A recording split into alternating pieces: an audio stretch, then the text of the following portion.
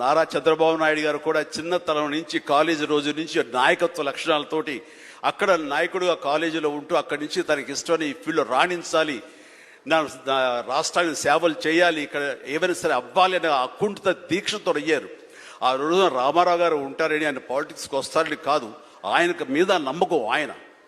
అట్లా ఏ మారుమూలు ఉన్నా నేను ఎట్లయితే యాక్టింగ్ మీద నా నమ్మకంతో నేను ఎలా ఉన్నానో అలాగే నాయకత్వ లక్షణాలతోటి పాలిటిక్స్లో రావాలి, రాణించాలి, ఇతోధికంగా ఎంతో సేవలు చేయాలని అనుకున్నారు. కాబట్టి నాయకుడిగా, స్టూడెంట్ నాయకుడిగా, విద్యార్థి నాయకుడిగా ఉన్న ఆయన పాలిటిక్స్లో రావడం ఏంటి అనుకోని పరిస్థితుల్లో అవకాశాలు వస్తే వాటిని చేజిక్కించుకుని వాటిని ఆసరాగా తీసుకుంటూ అంచెలంచెలుగా ఎదుగుతూ ఈ రోజున మనం చూసేటువంటి అద్భుతమైనటువంటి ఒక మహానాయకుడిగా ఎదిగారు.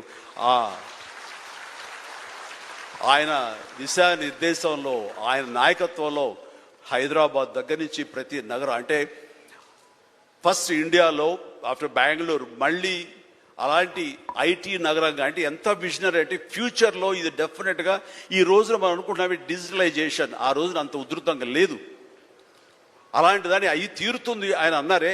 ఆయన మైండ్ సెట్ ఆ రోజున అలా షిఫ్ట్ చేసుకుని దానికి కట్టుబడి ఉన్నారు. కాబట్టి ఈ రోజున ఐటీలో కానివ్వండి, అతను డిజిటలైజేషన్లో కానివ్వండి, ఇదిగో ఈ రోజున ఏఐలో కానివ్వండి, ఆ స్థాయికి వెళ్ళటానికి నాంది పలికినటువంటి పాయనీర్ మన చంద్రబాబు నాయుడు గారు. సో ఇలాంటి నాయకుల మైండ్ సెట్ షిఫ్ట్ అవ్వడం అన్నది ఎంతగా అభివృద్ధిలోకి ఎంత ఇదిగా ఉందో మనం తేటతెల్లంగా చూస్తున్నాం. కాబట్టి it's a wonderful subject, Sharini. I do appreciate. All the very best. Thank you so much.